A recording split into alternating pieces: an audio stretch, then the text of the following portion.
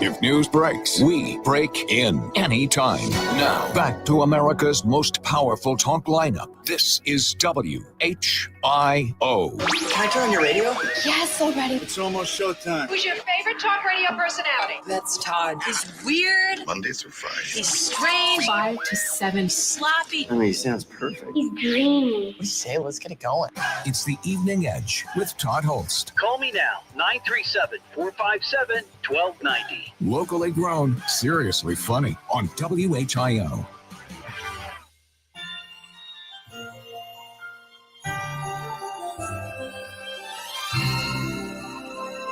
We wish you a Merry Christmas. We wish you a Merry Christmas. We wish you a Merry Christmas and a Happy New Year. Good tidings we bring to Todd. Good tidings for Christmas and a Happy New Year. Oh, bring us some boozy eggnog. Oh, bring us some boozy eggnog. Oh, bring us some boozy eggnog. And bring it right here.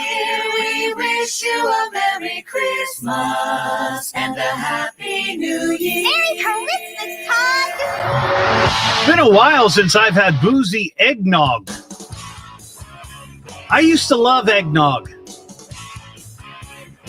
I mean, I used to drink my weight in eggnog when I was growing up. I loved it. Now I can have like a Dixie cup full, and that's it. It's too rich. Man, oh man. This is the Evening Edge, Monday through Friday, 5 to 7. Live stream is up on Facebook, YouTube, and Twitch. Coming out of the chute, I need to give a shout-out to Frickers in Centerville. Today, I made good on the fight bet between Paul and Tyson. Rob, Edgehead Rob, called in and made me a bet. I thought Tyson would win. Of course, he didn't. He didn't really get a slap down, but he lost. And I bet him chicken wings. I bet him some chicken wings. And then Terry, manager there at the Frickers in Centerville, heard Rob's call, called in and said, "Hey, I'll make that good for you." So we went out there today and had lunch. And Rob was very impressed that I followed through on the bet. And I reminded him, I said, well, it's very easy to pay off a bet when someone else is picking up the tab. So that was nice because the folks there at Frickers were just the best.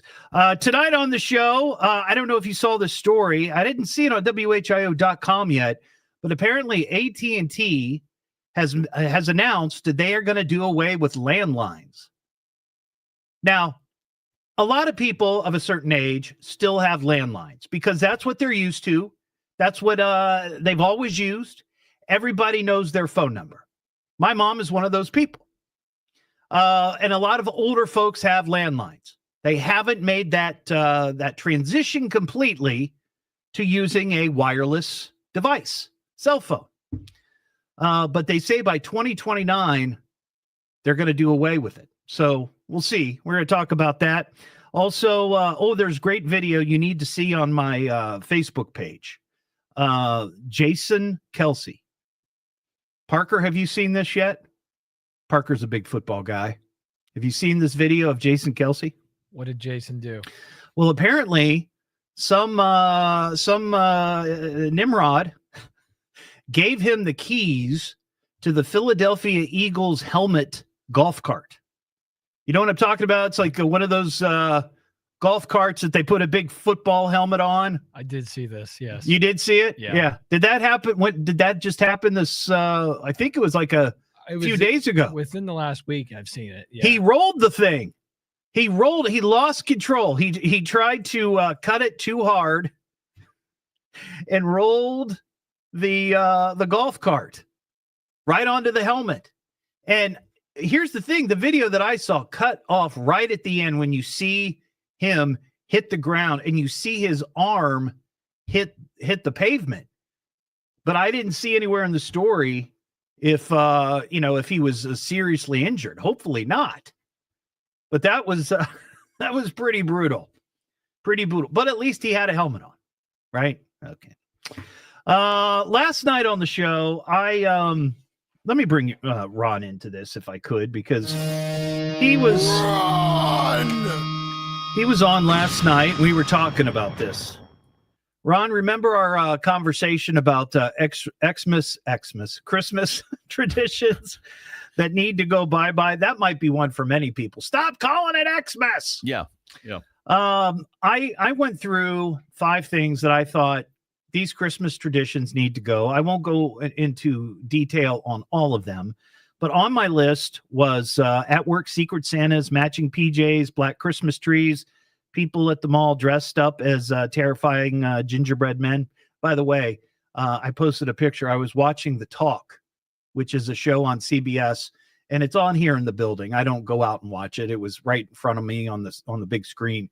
And I was doing my thing at my desk, and I looked up just by chance, and there was a giant gingerbread man on TV. I did see that as well. Yeah, it kind of freaked me out. That's what I never, for some reason, that scares me.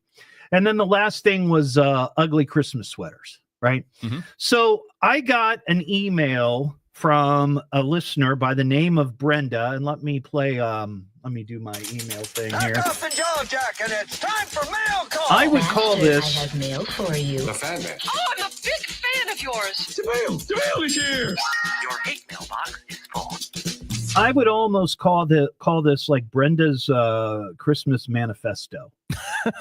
Because it's to that level. It's a little bit long, but she adds to the list of things that she would like to see Christmas tradition wise booted from the stage. It says, "Hey Todd, I love your show and listen every night when I'm door dashing. I agree with most of your list on Christmas traditions that need to go. I'd like to add a few of my own." So here's what Brenda says, and I will finish before I get to the list. She ends the email. "I know this may all sound grinchy, but it's all gotten out of hand. Have a great Christmas, Todd, Brenda, and Vandalia." All right. Here are the 5 things that Brenda would like to add to the list of Christmas traditions to be booted. Number 1, mistletoe. Interesting. Does anyone still put up mistletoe, and is it necessary? No one wants to be randomly kissed. LOL. Not this day and age. I actually do. We do put mistletoe up in our house. Now it's plastic mistletoe with a giant fake diamond, and I put it up. And honestly, I think I put it up, and then Mary and I kiss each other, and then that's it. No more kissing during the holiday season. Nobody's kissing family members. Nobody, Yeah, I think we might be past that. I think mistletoe might be a thing of the past. Yeah. Number 2, buying gifts for adults. Now, I wasn't sure about this, but she makes a point that I have sort of made in the past to my wife and sibling and family members. She says it's awkward and a waste of money. If I buy my sister a $25 gift card to somewhere and she buys me the same, what's the point? And there is some truth to that. Well, I suppose, but it's like if I'm going to go out and spend 25 or $50 on a gift card and your sibling's going to do the same, why go through the effort of buying the gift card? And they're both to Kroger or whatever. Or whatever. Yeah, that could be. That's right. Yeah. That's right. Number 3, family Christmas letters. Now I have gone off about this. These are those letters that people mail out at the end of the year to brag about what their family has done. Yes. You know, it's like, oh, we went to Europe. Oh, so-and-so got a new car, or so-and-so graduated with their master's, and so-and-so. And you sometimes forget that maybe the people who are reading it don't have those same sort of privileges. Or, it's like, I don't care about your trip. I don't care about your new car. I think the purpose of that is for people who live many, many miles away and have not seen them since their last Christmas letter. Well, that's wondering what they did that year. But nowadays we're, most social older media people are on Facebook, yeah, and everybody else kind of, yeah. And if you're going to write this letter, you're probably posting stuff all year long. Exactly. If you feel like people are so interested in what you have to share, you're right, Ron. They're probably posting 5 or 6 times a day. Yeah. Right. You already know. Yeah. They're big braggarts. That's all they are. I'm going to write one this year, and I'm just going to make a bunch of stuff up. Do it. Like, I got my PhD this summer. Oh, we should do one on the show. Oh, yes. We should do an Evening Edge Christmas letter. Remember when I swam with the dolphins? Yes. Oh, man, I remember great. that. Yes. I remember that. Remember when Parker got arrested? Oh, that was kind of rough. That was great. Rough week. Wish it he was a kept rough his week. Clothes on. Yes. You know? Yeah. Number 4, giving someone the same themed gift every year. I once told my mother-in-law that I like elephants. Now, every year, she gets me some sort of elephant gift. Enough is what she says in big, bold letters. I kind of get that. I feel that too. Yeah. I mean, if you make a comment like just offhandedly, I love penguins, or I love, or whatever it is. Like my mom likes hummingbirds. Mm-hmm. So at least that's what we think. She said it one time, and she has a hummingbird feeder outside her window. So for years and years, she'd always get something hummingbird. Right. And I think my mom is too gracious of a person to actually say, I hate friggin' hummingbirds. So we just keep giving her hummingbirds, Number 5, and I have to agree with this one. Making Christmas treats for your neighbors. Brenda says, this is her email, unless I know how clean someone's kitchen is, they can keep their food to themselves. When I get cookies from my neighbor, they go right into the trash. That's the spirit. I kind of feel that, though. But how well do you know? I mean, if you don't know your neighbors, that's one thing. But if you've been living together for years and you know each other and you're cool with each other. That's an excellent point. So like yesterday when we came in, Brittany Otto from Miami Valley's Morning News brought in 3 big tins of cookies. Now, I've never been to Brittany's house, but I certainly know that Brittany is a clean person. She keeps her cubicle nice and tidy, right? For the most part. She's always dressed nice, and she doesn't come off to me as somebody who would be sloppy or dirty, or you know what I mean? It's not like Pigpen from Peanuts. Exactly. So when they say, and I said, hey, do you know where these cookies came from? And Hippie, our assistant program director, who keeps the trains running on time, says, oh, Brittany brought those in. So I knew right away they were safe. Yeah. They were safe. But somebody else, no.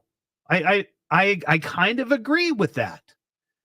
Because you just don't know what kind of environment it's on an individual basis, I think. It is. I think she's a little harsh to say it's going straight into trash. What she does say, okay, do you know them or not? She does say, unless I know how clean someone keeps their kitchen. There you go. Okay. So, and there is that caveat. Yeah. Right. I remember growing up, we had a family that lived next to us from India, and they would sometimes bring over Indian recipes, cookie Christmas stuff. And it was always very good. Mm-hmm. Always very good. Good stuff. Not once did I get food poisoning.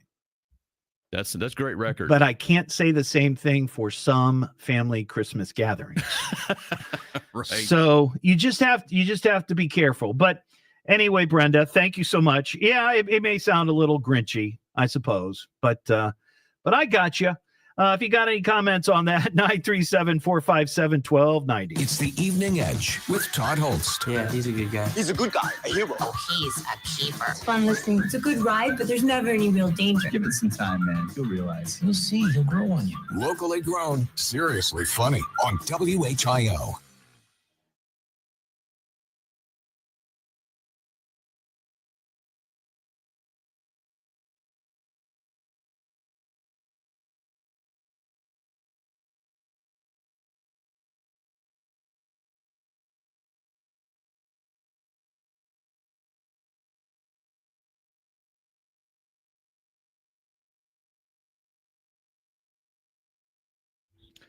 All right, everybody. Welcome to Tuesday Night Show.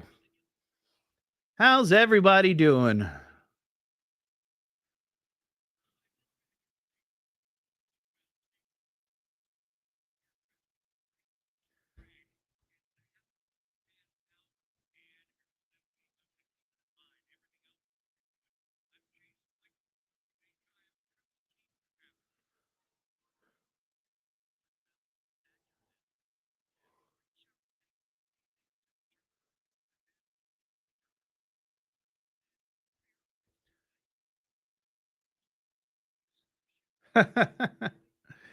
Well, that's the other thing too. I mean, you just don't know. I mean, generally you're going to know if your neighbors, can be trusted with food, but who knows?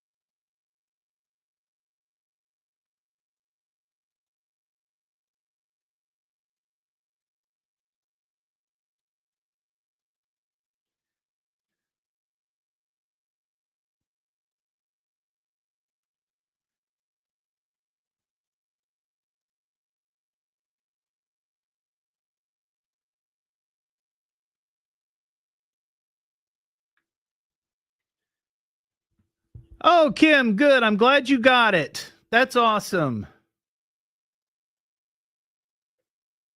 I saw that it got delivered.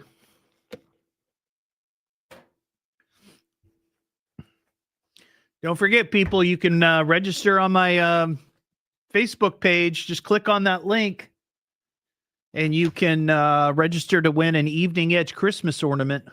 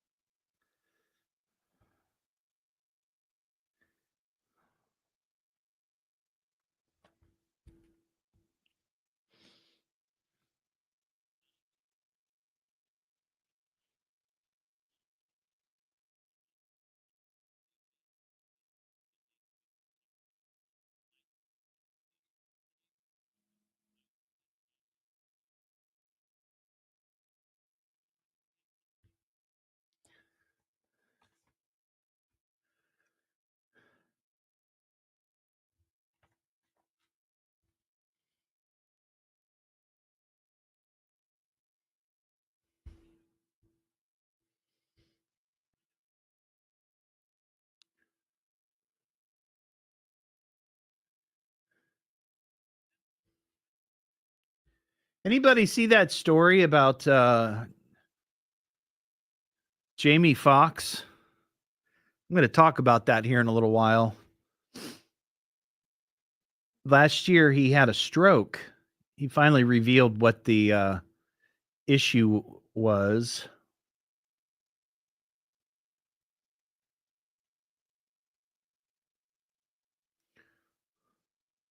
And he doesn't have memory of 20 days. That is crazy.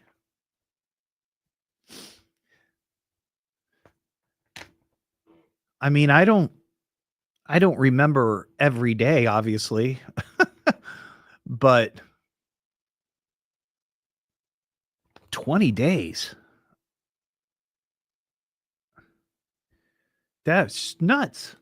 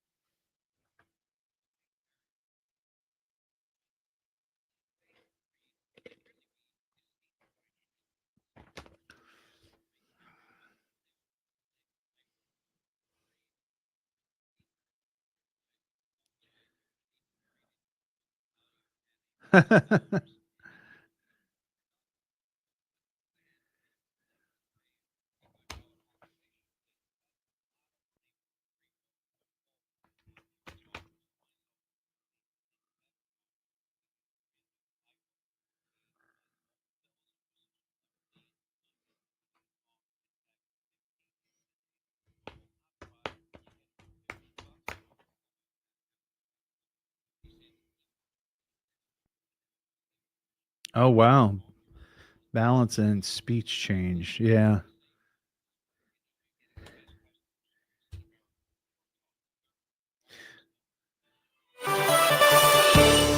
Two more Frisch's restaurants set to close. We'll have more at 5:30. Now back to the Evening Edge with Todd Hollst on 1290 at 95.7 WHIO. This is a job for Weenie Man. The Evening Edge with Todd Hollst. Call Todd now, 937-457-1290, or message him at Evening Edge Todd. Locally grown, seriously funny on WHIO. Back here on the Evening Edge, Monday through Friday, 5 to 7. So here's that story I was talking about at the beginning of the show. AT&T says that they plan to discontinue their landline phone service in nearly every state, including Ohio, by the end of the decade.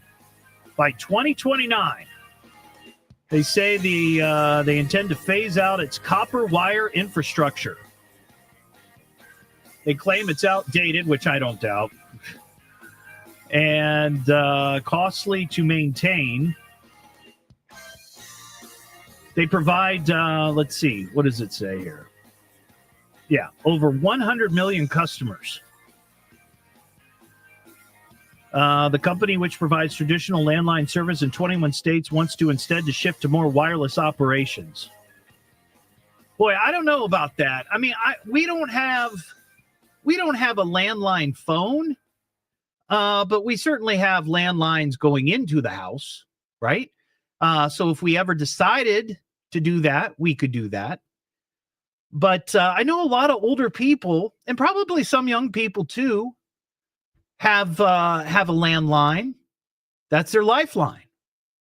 You know, my mom, she just started using a iPhone maybe, I don't know, 7 or 8 years ago. And it's not...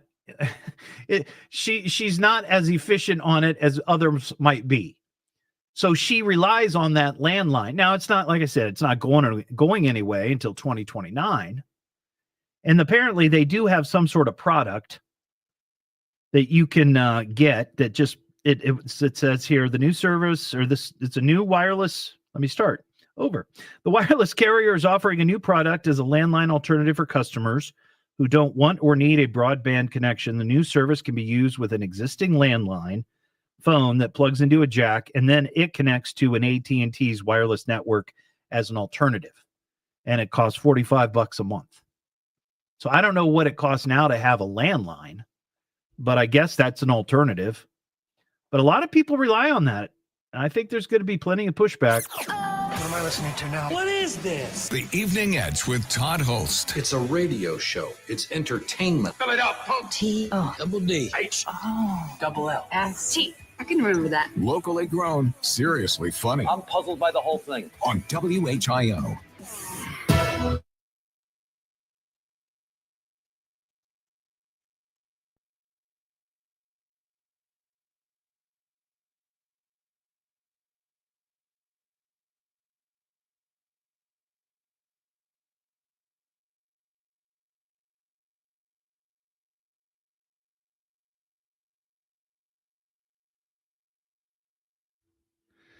You know what's funny is when Mary and I lived in Xenia, we had Spectrum, and we signed up for that bundle that had the landline, but it came through the TV because it was part of the cable package. But anyway, I would say like every couple of weeks I'd go and look and see what the calls were from, because you can, it has kind of a running tally of missed calls or whatever. At least it did then. I don't know about now because we don't have that. It was always spam. It was always spam calls.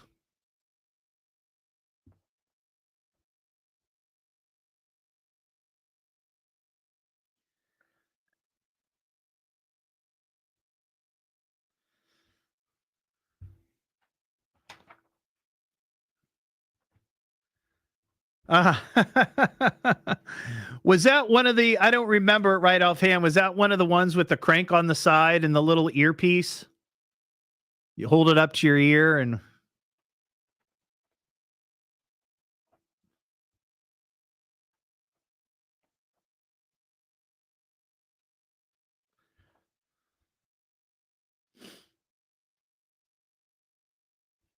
Okay, yeah.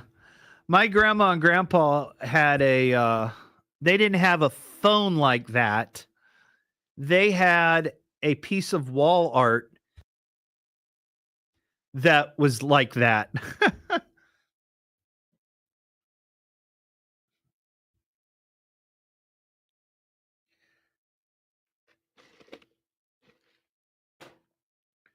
You know what? I've talked about this on the show. Sometimes if I feel like answering a spam call, I always answer it. I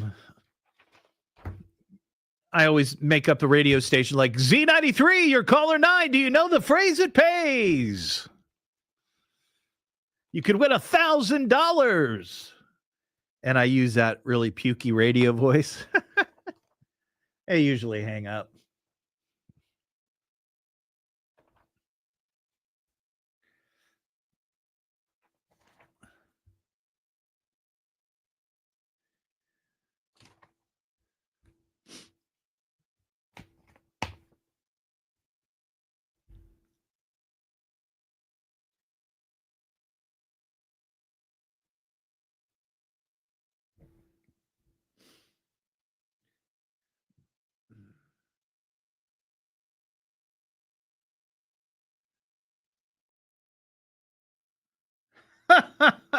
Oh, Clinton. Brutal. Oh, man.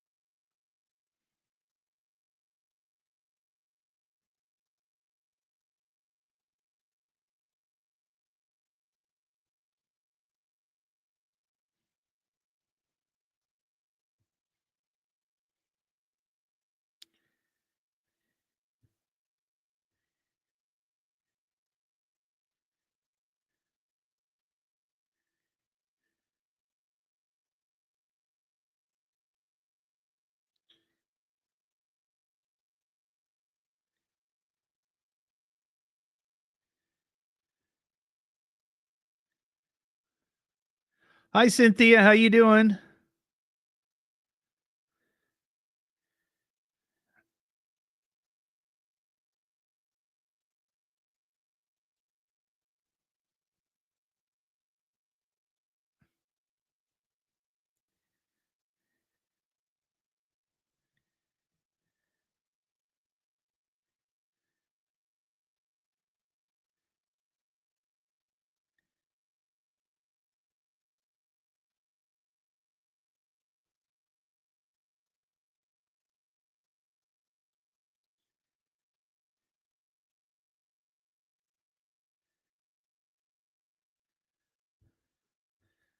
I'm doing pretty good.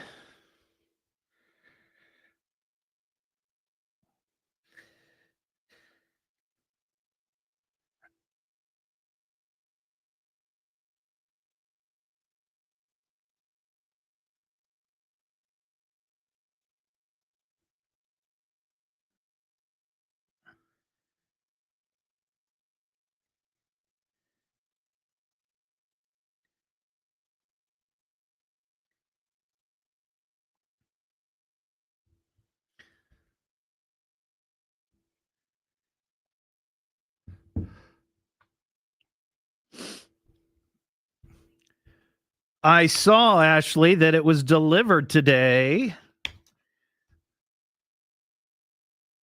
I'm hoping they all arrived in one piece.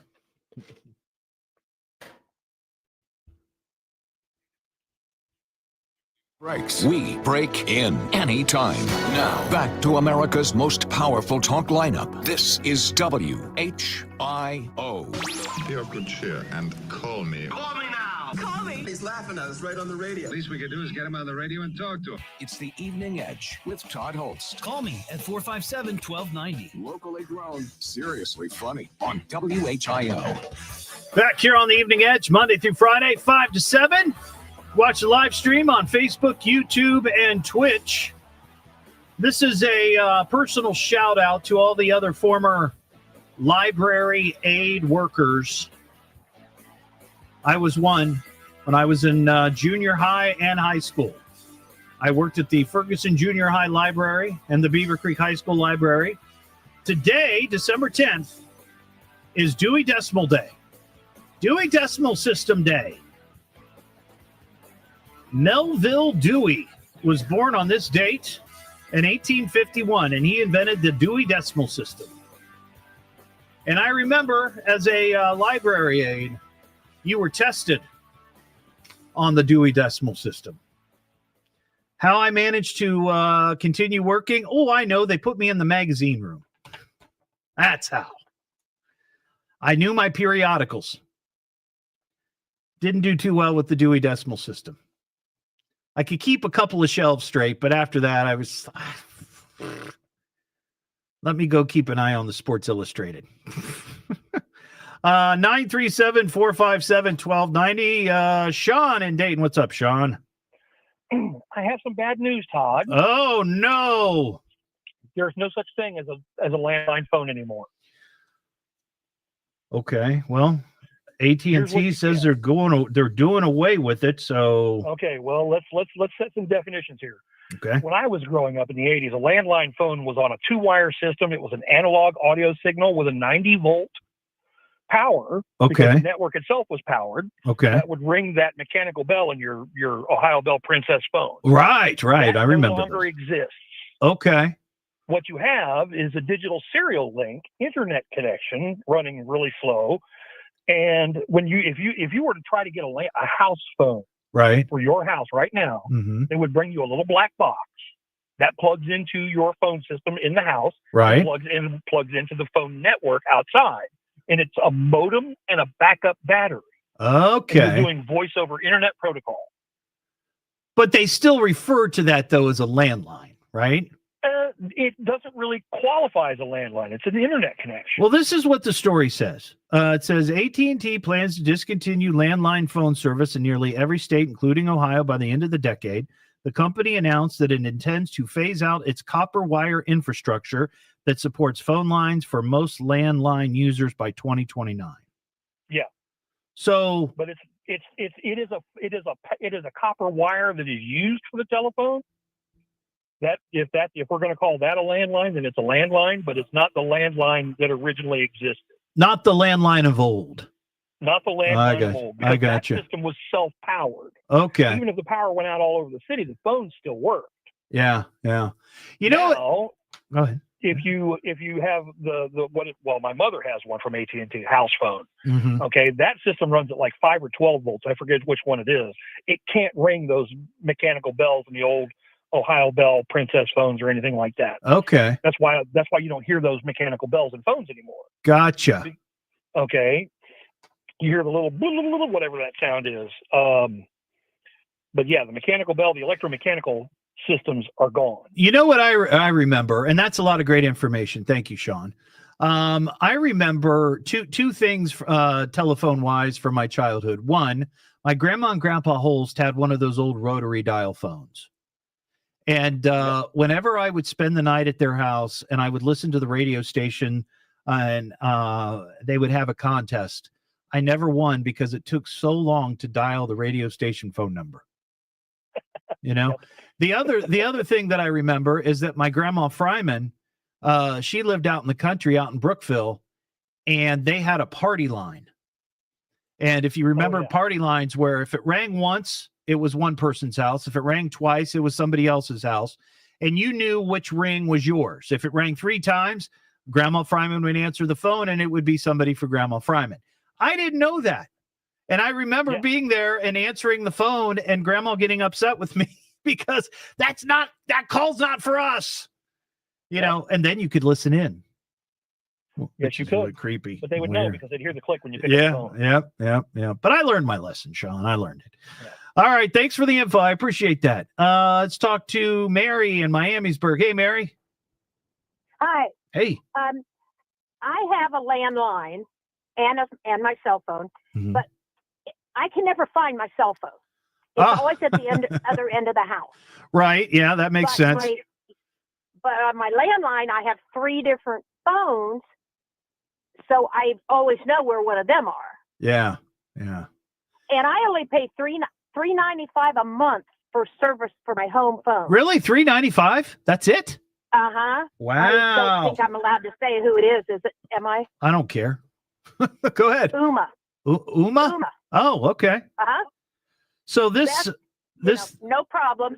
Okay. So this story, they say AT&T says that they have a new product that will be a landline alternative.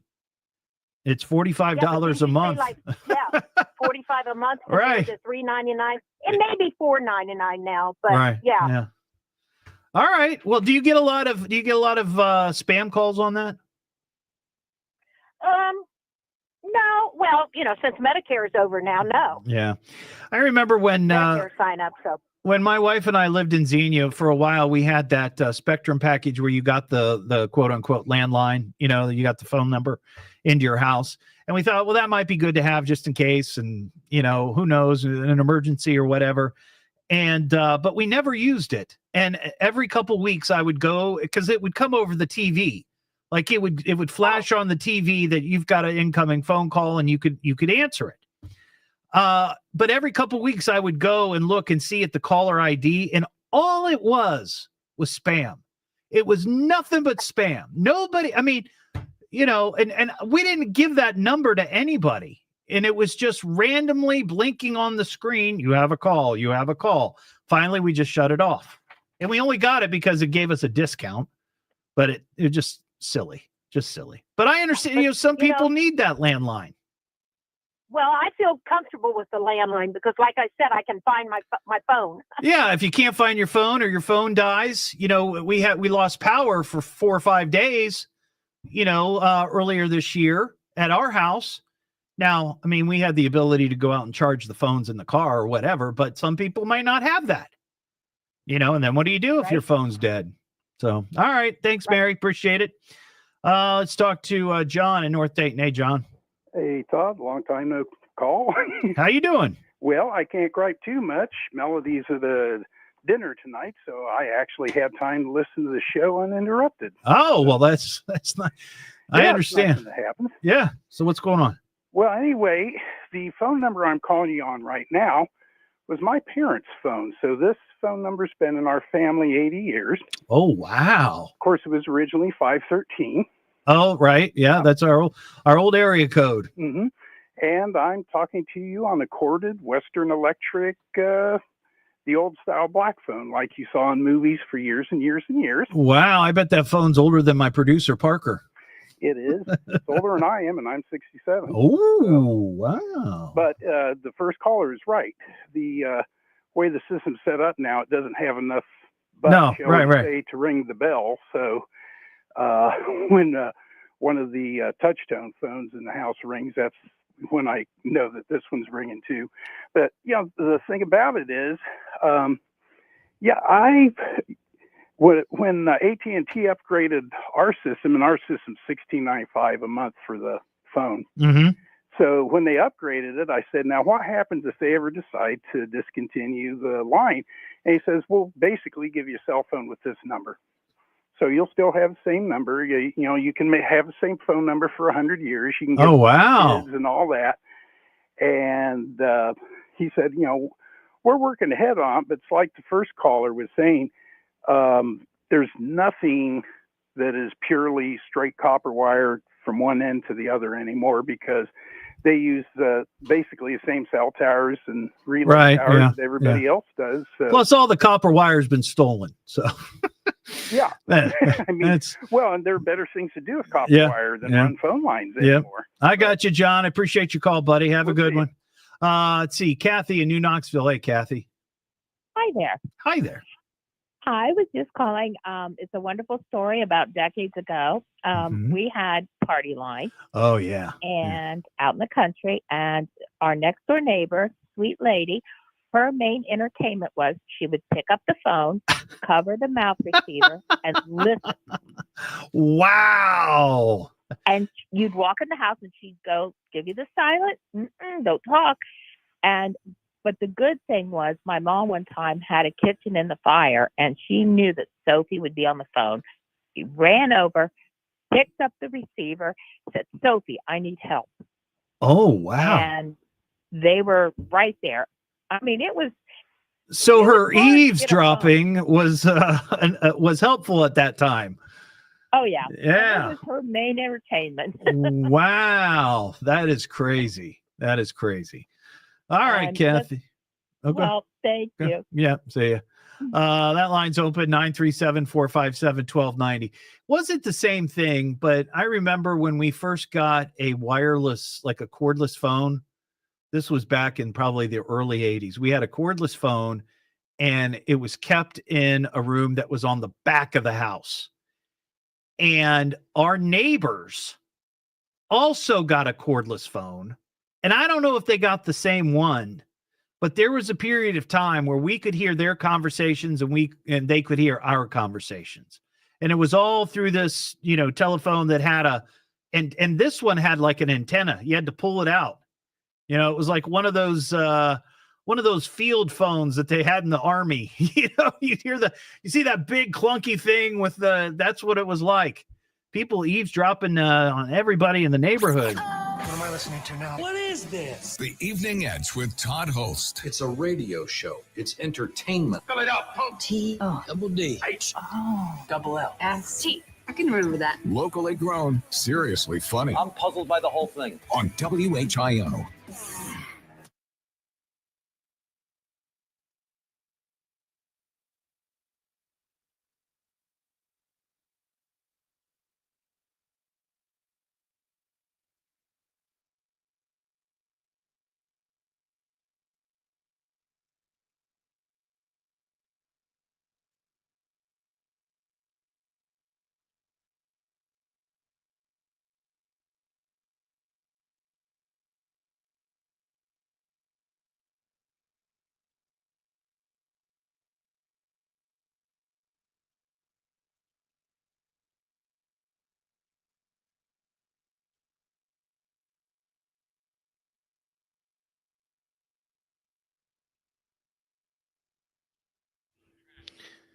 I remember when I was first started working in radio, we were one of the first radio stations in Dayton to have a cell phone that we could use to go out and do stuff out in the community. We take the cell phone out and do a live call in from somewhere.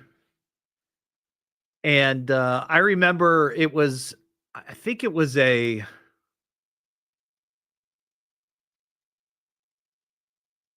what was it called? It was one of those very early cell phone companies, and the name's escaping me. Oh, I can't think of it. But it was in a bag. You have this bag you carry over your shoulder. It was attached, with the cord, and the numbers were on the back of the phone. Nokia? I don't know. I don't think it was Nokia. I can't think of what it was called. I thought it started with an M. Let me see if I can find a picture of it.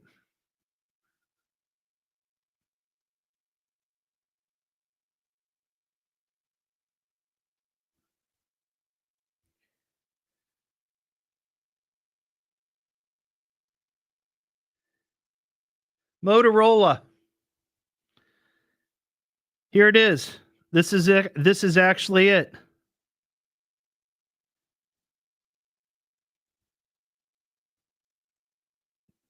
That's the phone we had, and it came in that bag. They want $100 for that one on eBay.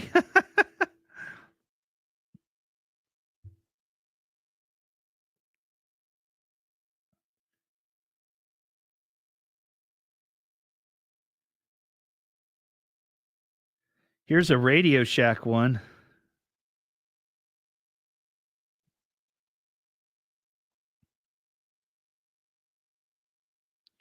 Check that one out. And the box. Comes with the box.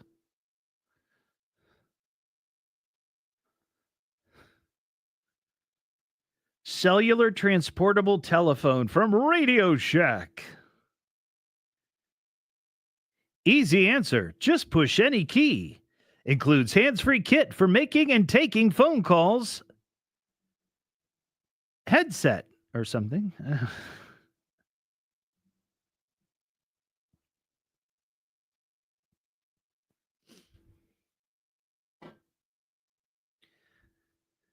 But I'll tell you what, I mean, I remember those phones. They I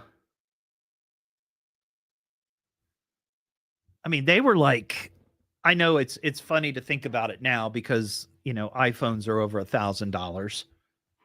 But I mean, those phones were like $1,500 or something crazy like that. And that was back in 1990. I can't imagine spending $1,500 on a mobile phone back in 1990. I have no idea what that would cost now, but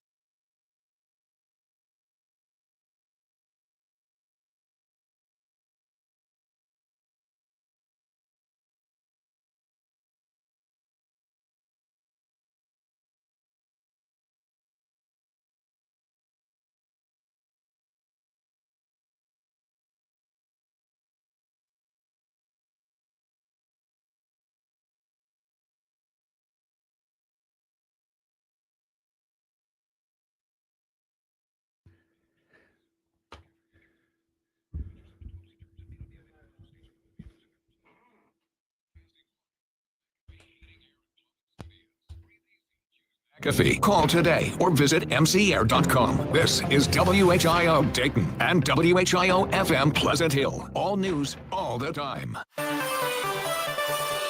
Former auditor's office employee accused of theft. We'll have latest at 6 o'clock. Now back to the Evening Edge with Todd Hollst on 1290 at 95.7 WHIO. Get a load of this guy. The Evening Edge with Todd Hollst. Call Todd now, 937-457-1290, or message him at Evening Edge Todd. Locally grown, seriously funny on WHIO. Run! Back here on the Evening Edge, Monday through Friday, 5 to 7. Ron, I got a question. Yeah. Do you know much about this story of Joe Burrow's house being broken into? A little bit. There wasn't a whole lot of information when it first hit.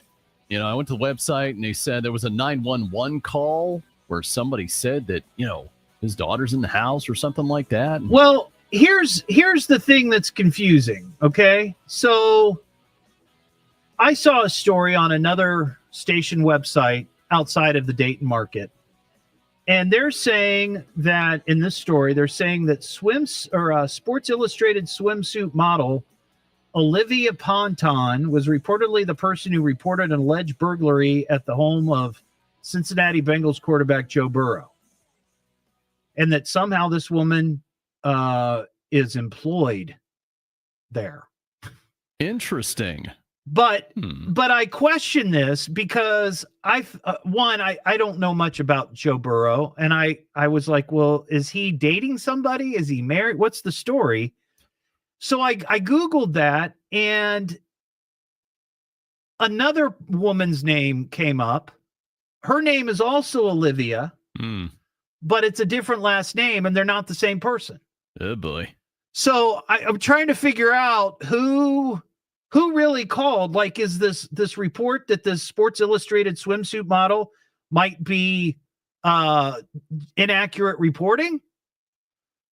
Well, we got our information from WCPO down in Cincinnati, but it wasn't a whole lot of information, Yeah. It's real vague. And the thing the way I understand it is that whoever was in the house, whatever woman, whichever Olivia it was, apparently called her mom and said, somebody's in the house. What should I do? What should I do? And then mom called the police, 911. Okay. And then later, whichever Olivia it was, apparently also called 911. Okay. So it's really confusing about the whole thing. And of course, he was in the middle of a game.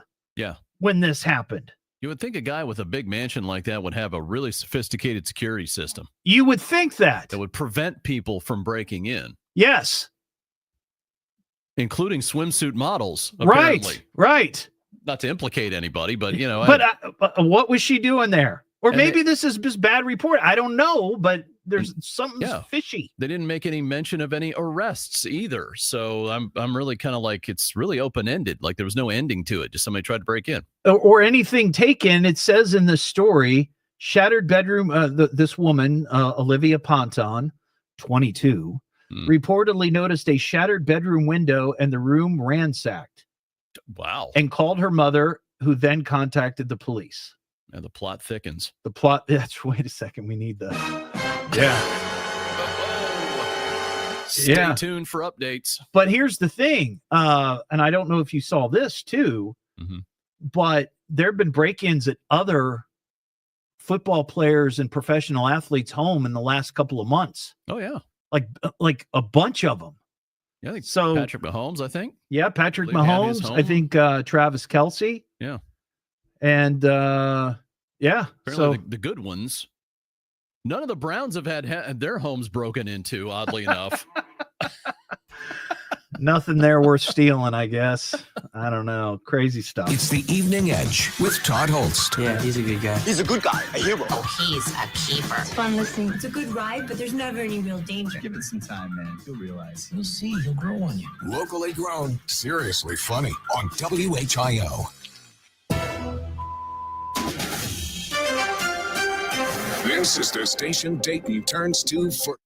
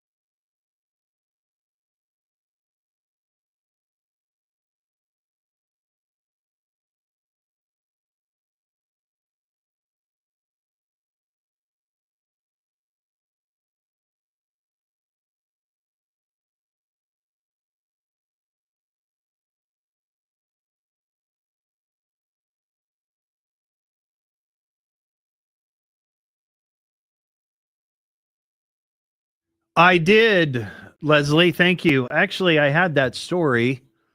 I just haven't gotten to it yet. I had it last week. Too many other things coming up.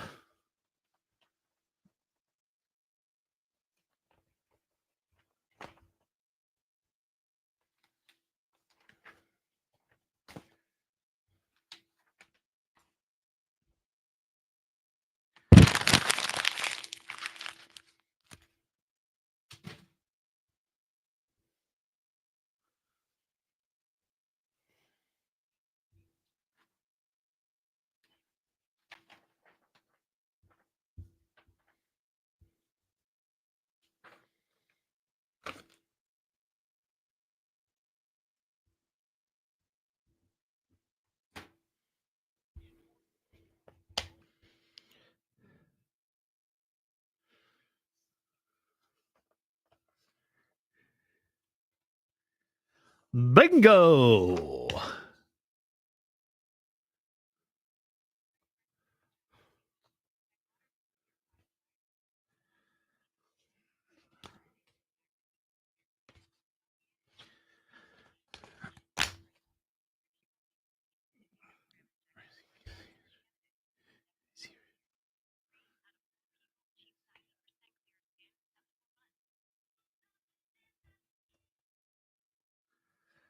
Do do do do do do do do do do.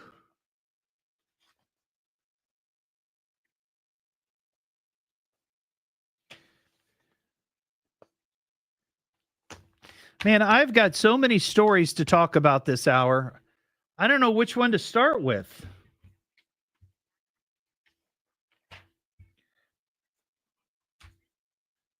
Crazy.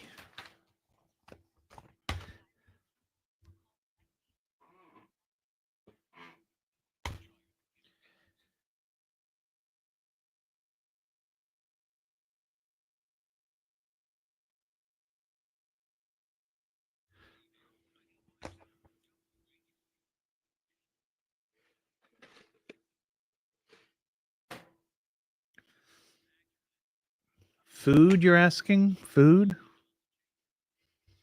What's next? I have a bunch of stories. Hey, Marcia. Pick the story that starts closest to the letter M.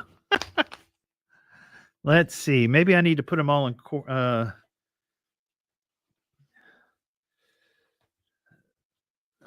alphabetical order.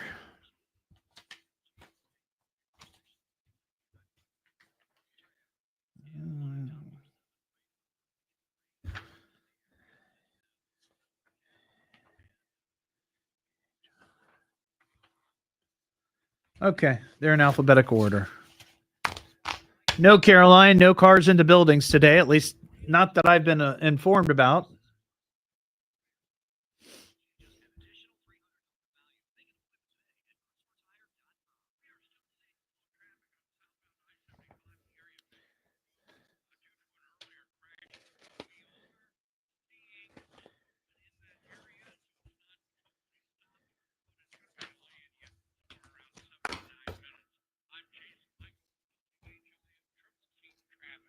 Scheduled news in less than 15 minutes and immediately when it breaks. I'm Ron Otto, 1290 and 95.7 WHIO. Dayton's News and Talk. Depend on it. If news breaks, we break in anytime. Now, back to America's most powerful talk lineup. This is WHIO.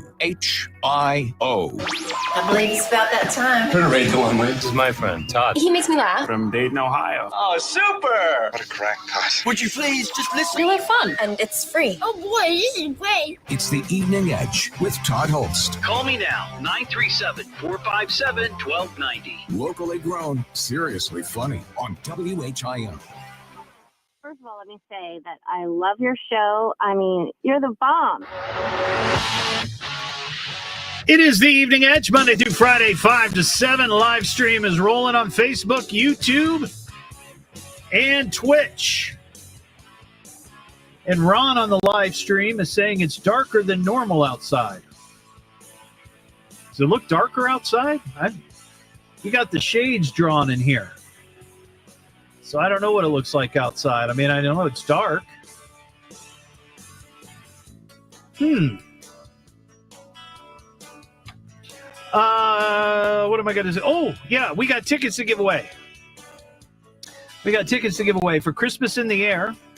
It's a snow globe come to life. That's what they're calling it. It's at the Arbogast Performing Arts Center this Sunday. And it's a first-class family event with singers, dancers, and a visit from Santa. A snow globe come to life. And we want to do it now? You want to just do it now? Get it over with? Be the fifth caller. 937-457-1290. I was just going to tease it. But all of a sudden the lines lit up and I went, all right, well, let's just give it away. One of the challenges with doing a talk show is trying to figure out which news stories you want to bring to the show. And I'll be honest, some days I have a plethora of material, stories that sort of caught my attention that I want to comment on or react to. And then other days it's like trying to squeeze blood from a turnip. It's not easy. But today is one of those days where I have a ton. And I can't decide which one to go with. I have a story about the banana art. I have a story about concert T-shirts. I have a story about dogs with superpowers. I have a Florida woman story, losing her mind over dipping sauce. I have an email about another statue that the city of Dayton should have. I have an idiot of the week who is a teacher in Texas.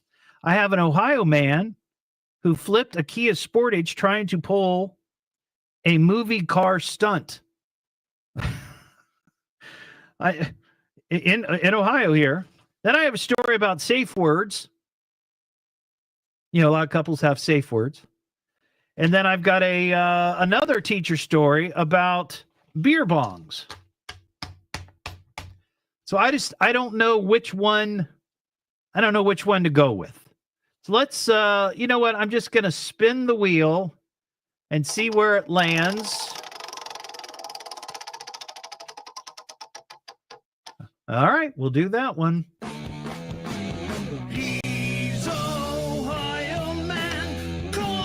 I mean, we'll get to the other ones too.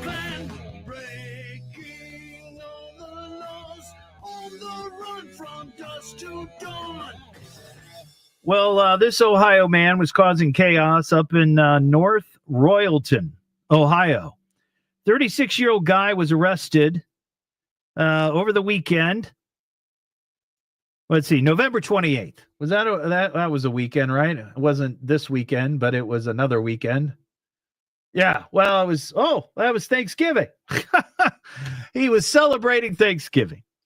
An intoxicated North Royalton, Ohio man was arrested around 1:30 in the morning after he flipped a Kia Sportage. The man was stuck inside the Kia after the crash. The car was resting on the driver's side. The Kia had hit several utility boxes marked AT&T high voltage. The boxes were on the ground with wires sticking out from them. Cops had to use a tool to break the glass so they could get him out of the passenger side window. And when they pulled him out, yeah, he smelled like booze. Beer. But here's what he said. They asked him if he was under the influence, and he said, yeah. He said that he had consumed a number of White Claw hard seltzers, man after my own heart, and Rheingeist brewery beers. Police also asked him how the crash occurred, and he said he was trying to duplicate a stunt he saw in the Kurt Russell movie Death Proof. Now, I've never seen Death Proof. I've never seen it, and I don't know what this particular stunt was. I mean, I've not seen it. In the movie, Russell's character spun a car around a stop sign. The man said he was driving around 45 miles per hour when he attempted to recreate the stunt. in a Kia Sportage. My wife used to have a Kia Sportage. That's not the kind of car you do, donuts and skids in. Yeah, it's not one of those cool movie stunt cars. Turns out the man's driver's license had been previously suspended, and he failed the sobriety test. But this is where it's really embarrassing. If that weren't enough, he's 36. The man was later released into his mom's custody. 36 years old. Mom, will you come get me? Wow. I've got to go find that movie, Death Proof. I don't know if that's a newer movie, if it's an older movie. Did you see that, Parker? Do you know that movie? No, I have not seen it. He apparently he skids his car around a stop sign, and that's what this guy was trying to recreate. 937-457-1290. Somebody on the live stream said they wanted to hear about the banana story. All right, well, here's the banana story. Remember we talked about the banana that was duct taped to a wall that was a piece of, air quotes, art that was sold in an auction at Sotheby's for $6.2 million. And the thing about this, and I'm sure everybody knows what I'm talking about. If you've listened to the show, any regularity, we've talked about it quite a number of times. Had the idea of doing the same thing with a box of Cheez-Its, putting it somewhere in Dayton, making a Cheez-It art statement. Well, this guy who bought it for $6.2 million, he's a Chinese born businessman. He's into the cryptocurrency. He's 34. And when he bought it, he said he planned on eating the banana. Now, here's the thing with this piece of art, this conceptual art, is that you duct tape the banana to the wall, and then after the banana starts to turn, starts to rotten, you peel it off the wall, and this is 100% true. Then you put a brand new banana with a brand new piece of duct tape on the same wall. That's the art. That's the piece. Well, this guy made good on his promise. He ate the banana from this piece of art that he bought for $6.2 million. And then he replaced it with a new banana and a new piece of duct tape. The name of the piece is called Comedian. It was first made with a banana that cost just 25 cents. That's just crazy. So that's a dumb story. Now here's one. Has to do with Mariah Carey. Now, I'm not going to play her song. I'm not going to play the Christmas song. Okay. So you don't have to panic. But apparently this time of the year when, she's trying to be the queen of Christmas, people start Googling her because they're trying to find, stuff about Mariah Carey and Christmas. For whatever reason, the Google trends, it kicks up. According to a custom t-shirt retailer called Spreadshirt, merchandise from Carey's 1998 Butterfly Tour is selling for up to $150, like old concert t-shirts, original concert t-shirts. Some from other tours of hers, asking price $1,000. Now, this is for a concert tour shirt. I only had one concert tour shirt in my life, and it was the Police. And it was from Synchronicity, and I never saw them. It was a shirt that I got. I don't know if I bought it at a record store, but it looked like a concert shirt. But I never had a concert shirt. But I know that there's some people out there that have all of their original vintage concert shirts. And I thought that would be kind of interesting to ask. Like, what is the oldest concert shirt that you've hung on to? And have you ever taken the time to look online to see if you could sell it? Maybe you wouldn't want to sell it, but there's all kinds of repros. I mean, I see all these concert T-shirts that I remember from my childhood that are just being reprinted. So they're of the original artwork, but they're not the original shirt. And to me, that's what makes it so authentic. Maybe you do have the Lawrence Welk World Tour from 1957, Captain Scurvy. That might be worth something. Or maybe a Liberace tour might be up your alley. But I thought that might be an interesting conversation. Like, what sort of concert shirts do you have? How old are they? And would you ever think of selling them? Parker, do you have any concert shirts?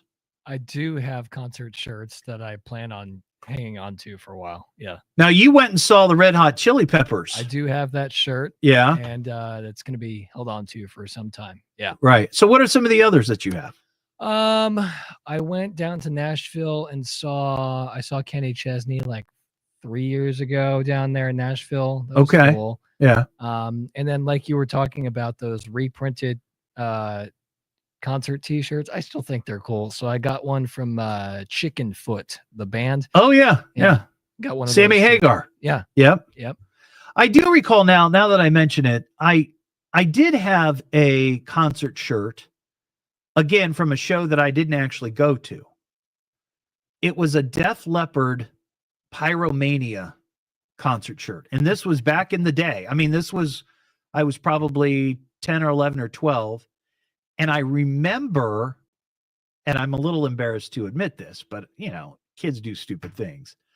I found that shirt in a lost and found at my swimming pool. We belonged to a swim club, and they had a lost and found. And I saw that Def Leppard shirt, and I'm like, oh boy. Well, there's my shirt. One man's trash is another man's trash. Well, I don't know if it was trash. I think somebody just left it behind after a day of swimming, and I thought, oh, that's coming home with me. Of course, I never wore it to the pool. What am I listening to now? What is this? The Evening Edge with Todd Hollst. It's a radio show. It's entertainment. Spell it out.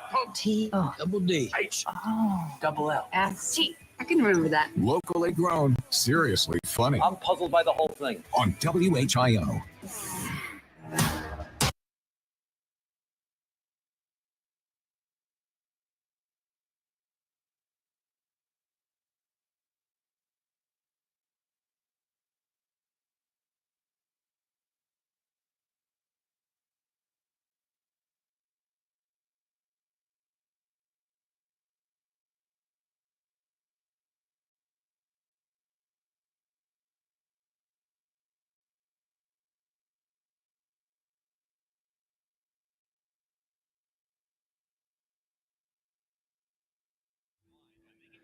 Yeah, I didn't follow through on that shot.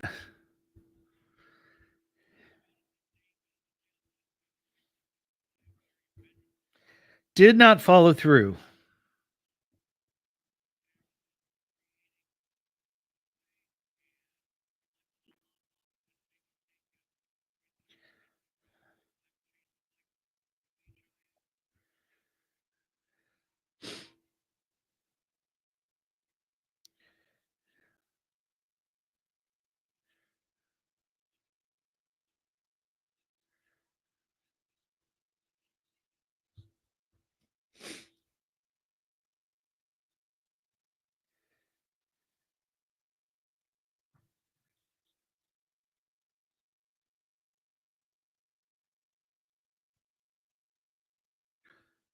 Cheesy potato soup with bacon on top. Ooh, that sounds good. Yummy.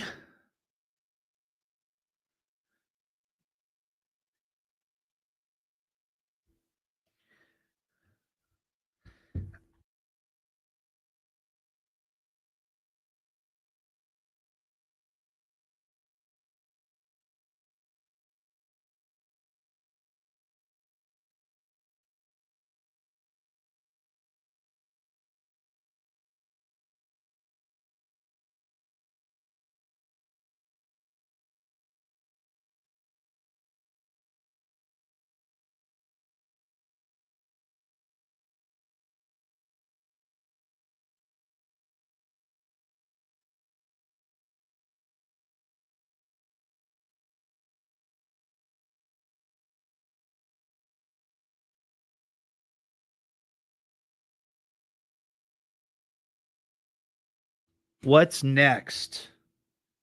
Baby dogs. Super dogs.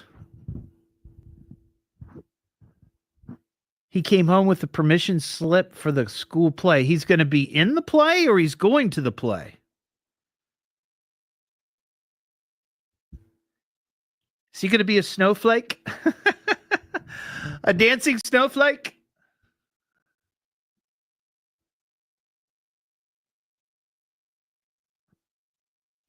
No, my producer had to step out, run down the hallway, and there was a call that came in.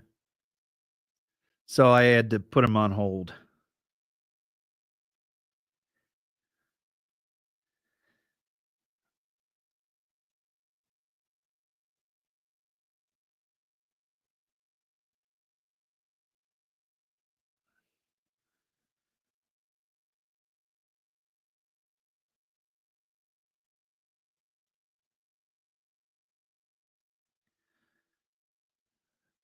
Dogs, then teachers.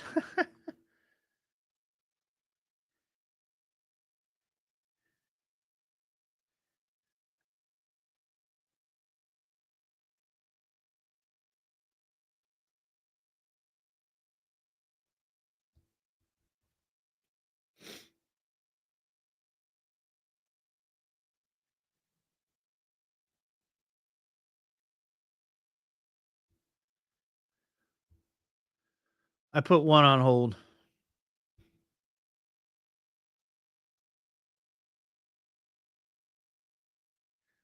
Woof.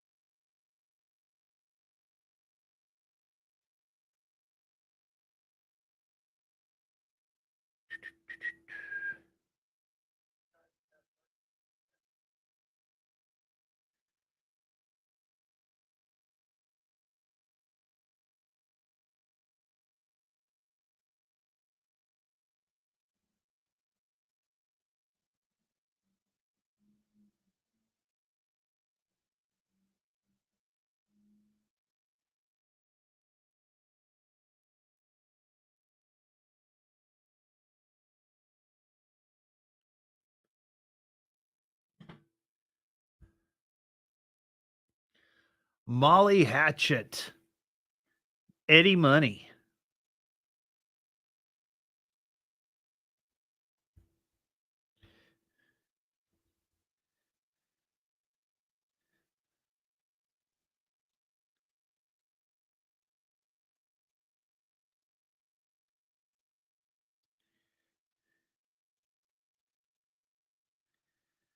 Do do do do do do do do do do do do.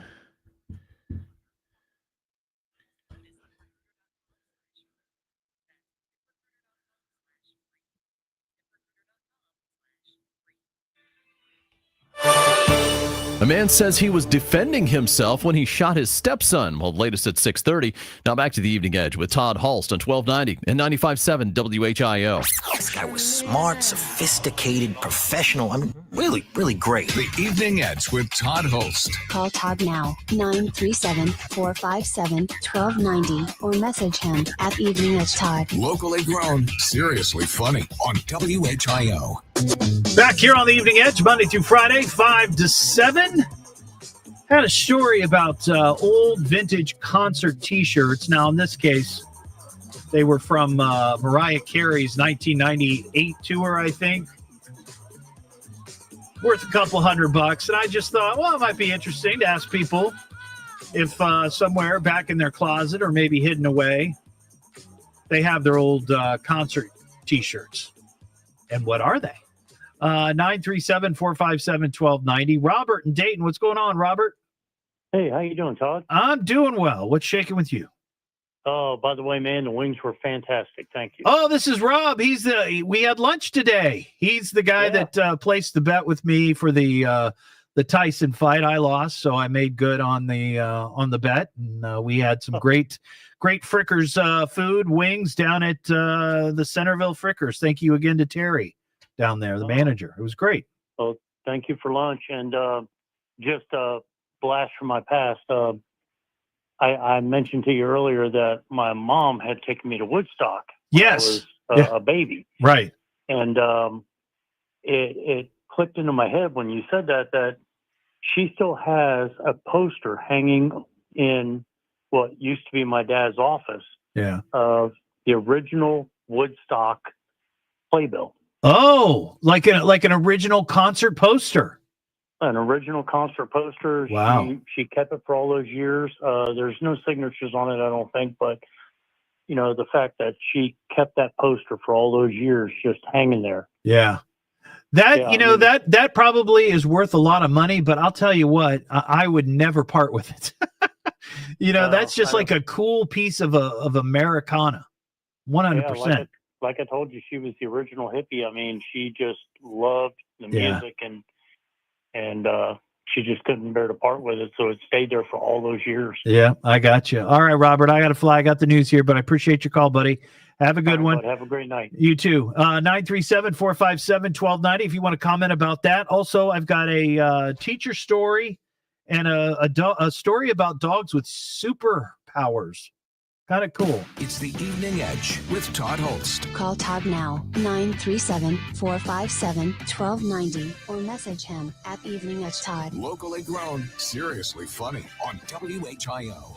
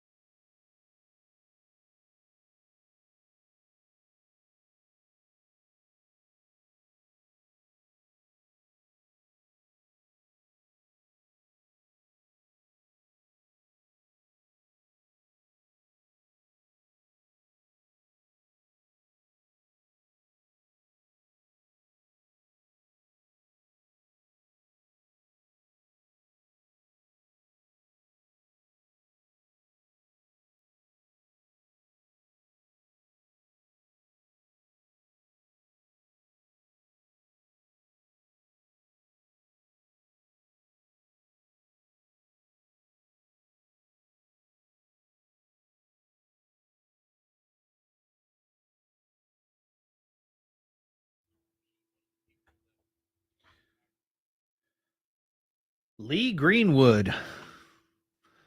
Wow. Lee Greenwood.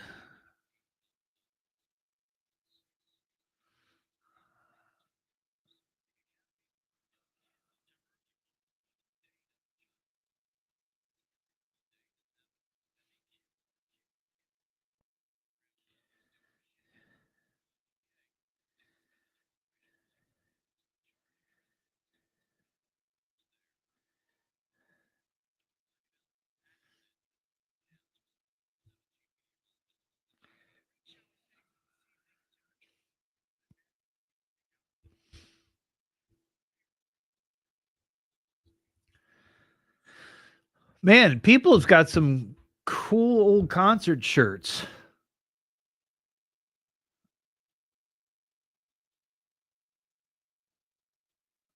That's cool, Nick. That's a great story.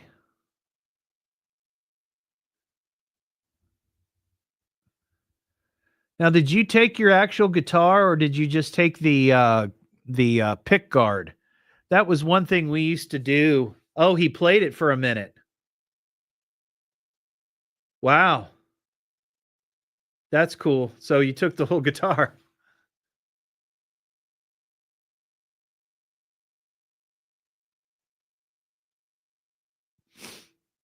That's cool.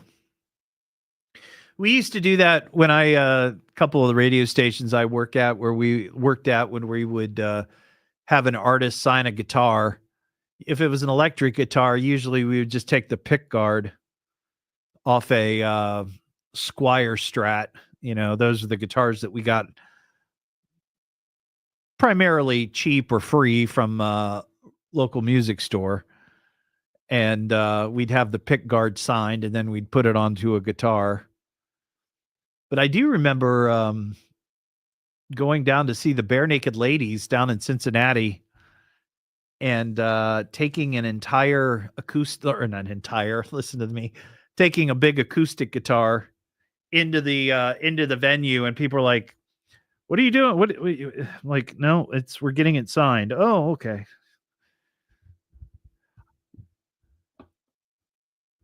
Be curious to know if somebody could take a guitar into a concert in today's world, you know?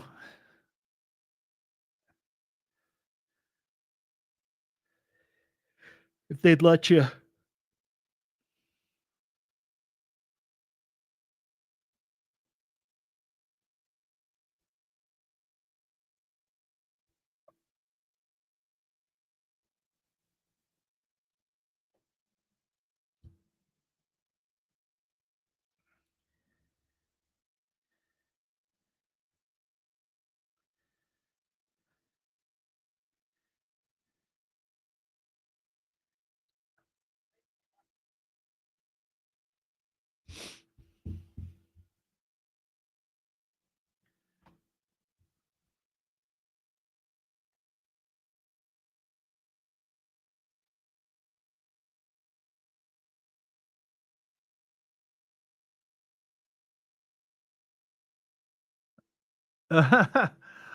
Kelly, I went back to look and see what your comment said. The principal, what play is it? What play are they doing?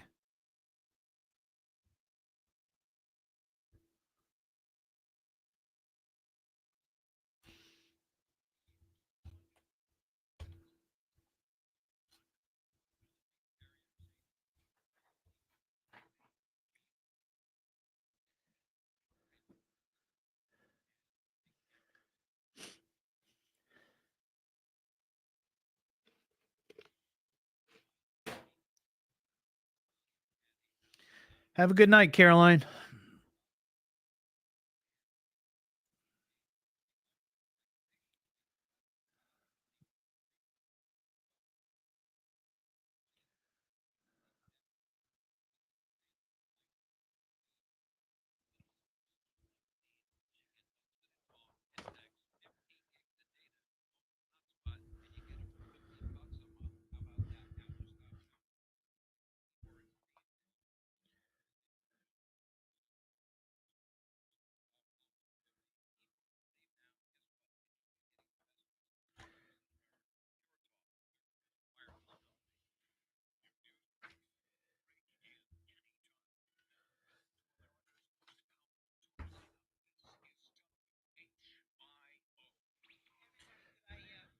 Attention, please. I need all of you to stop what you're doing and listen. Now, hold on, dummy. Just you listen to me. Now, listen to me carefully. You boys got something to say to me? Why don't you talk in the microphone? It's the Evening Edge with Todd Hollst. Call me at 457-1290. Locally grown, seriously funny on WHIO. Back here on the Evening Edge, Monday through Friday, 5 to 7. Live stream is up on Facebook, YouTube, and Twitch. So I saw this story today, and I couldn't decide if this would be a damn it dog or I'm a good dog. Kind of have, two features. If it's a something crazy the dogs do or a dog does, it's the damn it dog. If it's a good story about a dog, we play the I'm a good dog, I'm a good, that kind of thing. This story is about dogs living near the Chernobyl nuclear disaster. apparently, according to scientists, they took blood samples from 116 stray dogs living near the Chernobyl exclusion zone. And of course, if you don't know, Chernobyl was the worst nuclear disaster in the history of the world, which happened on April 26, 1986. And they had to remove everyone from there because of the leak, the disaster, and all the radiation. But a lot of the dogs that people had, the pets that didn't make the trip, got left behind. So all these dogs ever since have sort of been, producing generation after generation after generation. Well, the scientists have found that two different populations living in the surrounding area have basically developed an immunity to radiation. So these dogs, their genetics have been changed over time to where they don't really have any danger, I guess, from the exposure of radiation. It says humans were evacuated from Chernobyl and its surrounding areas to avoid extreme levels of radiation, while an estimated 900 stray dogs, many of whom were descendants of pets left behind, managed to live in the Chernobyl exclusion zone. That's a weird, what a weird idea. You see those movies where they sort of speculate what would happen if humanity disappeared, and what would the cities look like over time, and what would be left behind, and all that, right? And it's just thousands of dogs running around who have superpowers because they're not affected by the radiation. That's just crazy. I thought that was interesting.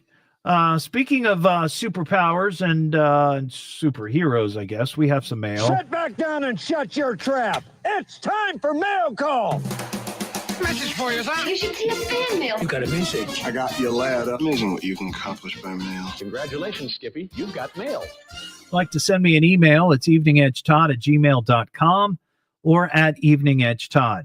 Hey, Todd, so I thought of something today that may be good fodder for the Evening Edge. Some people know, but most probably don't. In Marvel Comics, Bruce Banner is from Dayton. I'm going to quiz my my producer, Parker. Do you know who Bruce Banner is? You don't? Wow. Bruce Banner is a scientist who, after getting a huge dose of radiation, he becomes the Incredible Hulk when he's made angry. That is Bruce Banner. But Bruce Banner, the character, is from Dayton, Ohio. Now, I knew this. This has come up on the show before. But Edgehead Matthew makes a point that why does Dayton not have a statue for the Incredible Hulk? And I think that's kind of an interesting question. That would be something that people would come see. Cheez-It statue and the Hulk statue. Exactly. Exactly. We could have the Incredible Hulk holding the giant Cheez-It. That'd be awesome. That would be great. But see, here's the thing. I grew up watching the Incredible Hulk on TV when it was a TV series. And people of a certain age will remember Bill Bixby played David Banner. And then when Bill Bixby's character, David Banner, would get angry, he would turn into the Hulk. And the Hulk was played by weightlifter Lou Ferrigno. And even though they're supposed to be the same person, 100%, right? I could never, and to this day, I can't, I separate the two. I separate them. I don't see the Hulk as David Banner. I see the Hulk as Lou Ferrigno. And I know that that's just, I'm sure it's just parsing hairs or whatever, but that's how I see it. So when somebody says, hey, should there be a statue of David Banner because he's from Dayton, I think of like Bill Bixby, his character, like just a, like a statue of some dude. I guess I could wrap my mind around the idea of it being the Hulk of some sort, but it can't look like Lou Ferrigno. No offense to Lou Ferrigno, wherever Lou Ferrigno is, no offense, but it can't look like him, because that's what I would just see him as, Lou Ferrigno. I wouldn't think of him as David Banner. You know what I'm saying? Does it make sense? Yeah. Kind of? Yeah. I was a member of the Lou Ferrigno fan club, by the way. Do they still have fan clubs? I would imagine probably.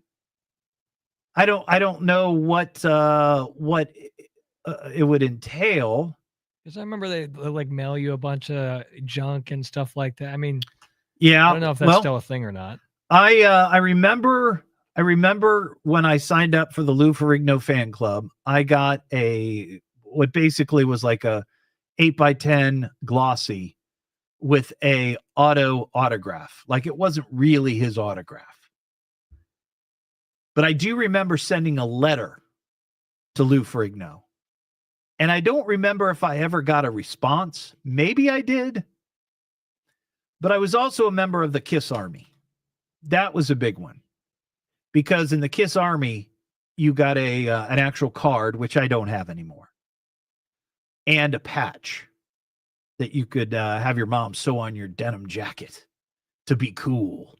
The only time I ever did something like that is I mailed like a letter to the Indianapolis Colts, because that's what they were my heroes growing up. Yeah. And I got back like a big envelope with a team photo and a keychain and a bunch of other that's cool knickknacks. I was blown away. Coolest thing to happen in my life up to that point.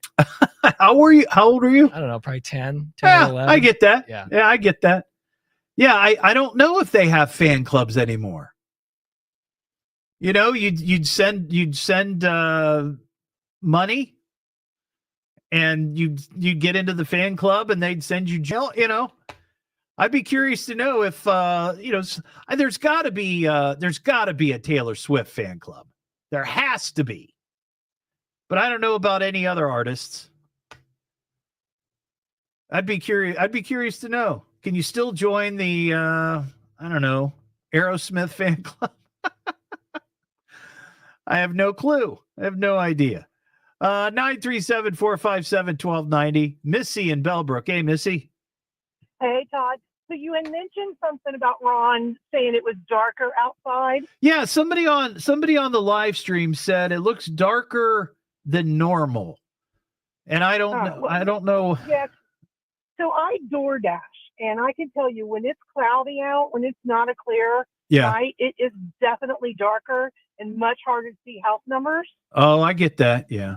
So, and it's cloudy right now. So it is a little bit darker than normal. Maybe so. I guess, because you got the moon. Lots of times the moon will be out shining. It lights it up a little bit, I guess. A little extra light for me. Yeah. And then also the AT&T landline. Now, a lot of the older people have that emergency necklace that they wear. Yeah, my mom has and that. And the last I knew, you had to have a landline in order to use that. Oh, no, you know what? That is absolutely correct. That is correct. So I wonder how that's going to work. That is interesting. Now, I wonder if it would work, though, with, they mentioned in that story, AT&T saying they're going to do away with the landlines by 2029. That they have some sort of new product that you just plug into a phone outlet that you can plug your regular phone into, like what would be considered a landline phone. You can plug it into that outlet, but somehow it still connects to the AT&T cellular network. So I don't know. I would guess that would one of those like rescue buttons. As long as there's no electricity and it still works. It'll be fine, but that's the thing, is having it, the reason that they had to have a landline is in case the electricity went out. Right. So anyway. I got you. Great listening to you. Love you, and have a great night. Before you go, can I ask you a quick question? Oh, yeah, sure. I got this story. that my wife shared with me. And it's kind of a personal question. If you don't want to answer it, that's fine. Do you have a significant other? I do not right now. Oh, okay.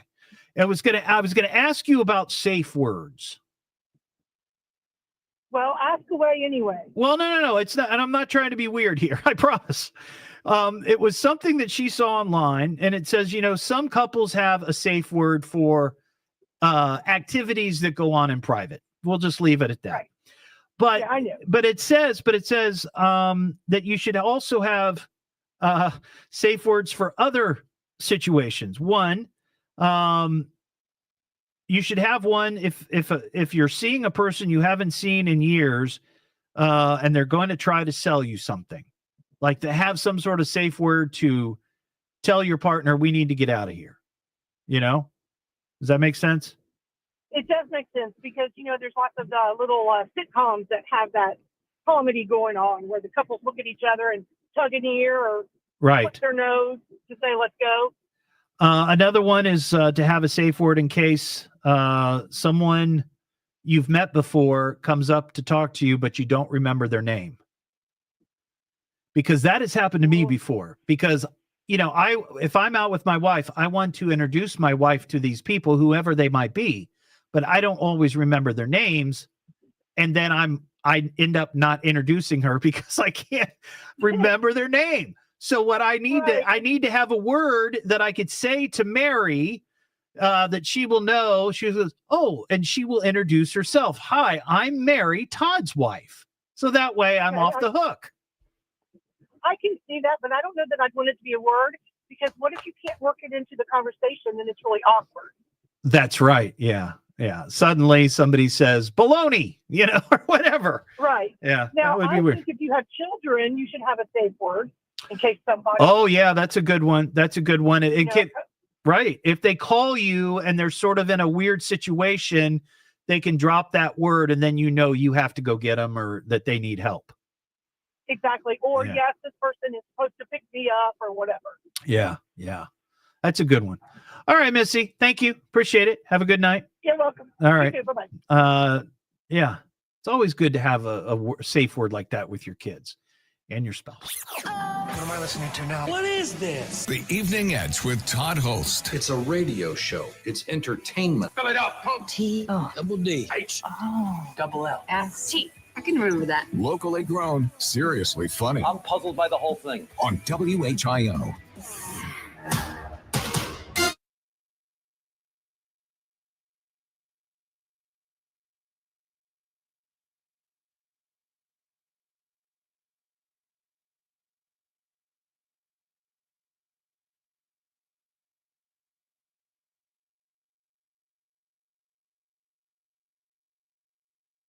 Man, I'm blowing it tonight.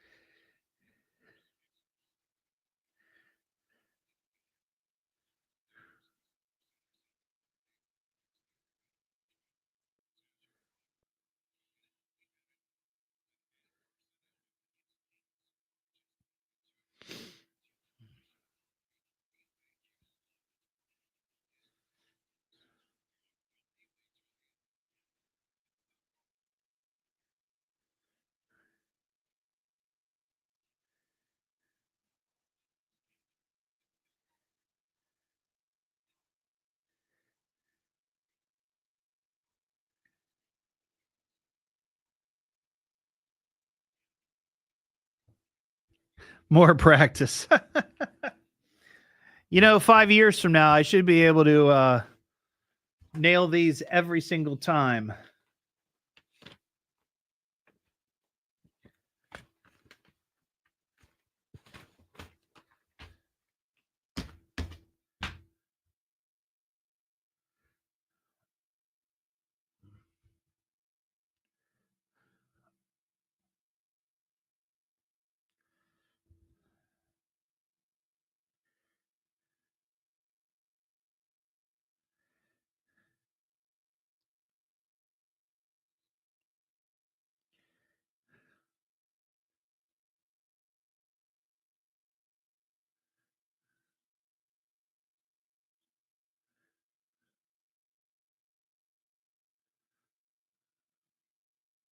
Oh, wow. That's mean, Heather. You know what? Honestly, that's in some places that could be a fireable offense. Wow.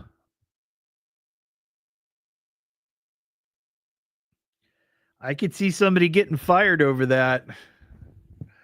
Woo.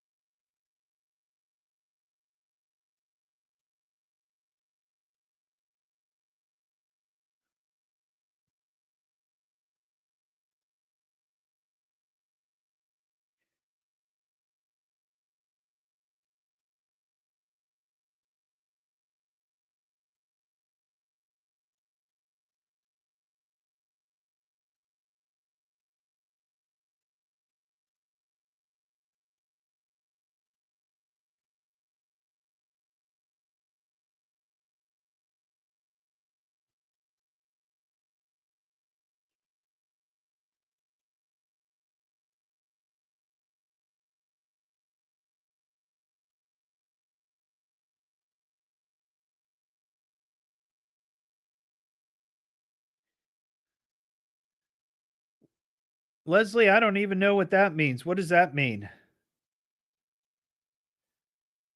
What does punta mean? Is that how you pronounce it? Well, not that you could tell me. Punta? Punta? I have no idea. I don't know Spanish.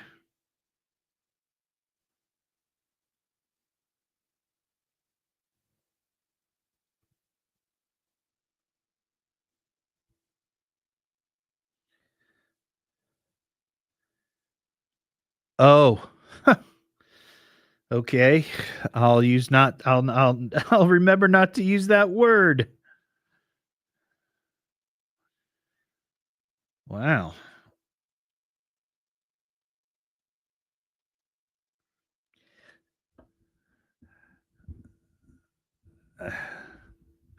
See, you could have tricked me. You could have said, "Oh, it means beautiful wife" or something. Oh, you punta. Oh. Oops.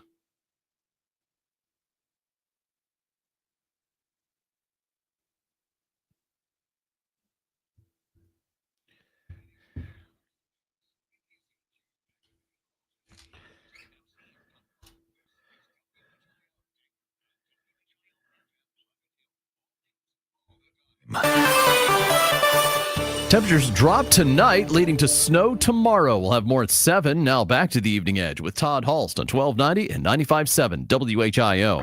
You gotta tune in, man. You gotta tune in. The Evening Edge with Todd Hollst. Call Todd now, 937-457-1290, or message him at Evening Edge Todd. Locally grown, seriously funny on WHIO.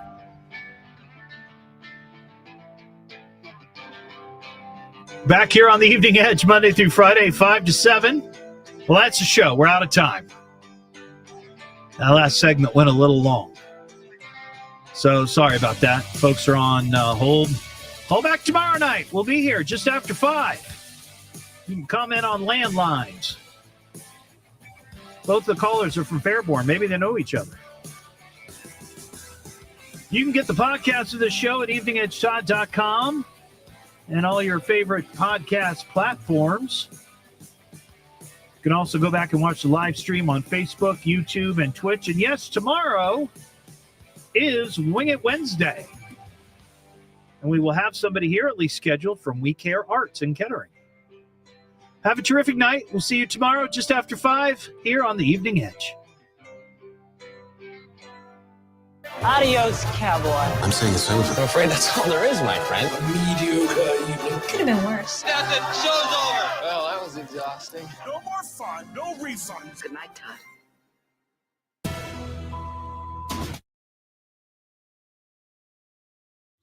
All right, everybody. Have a great night. Thanks for watching.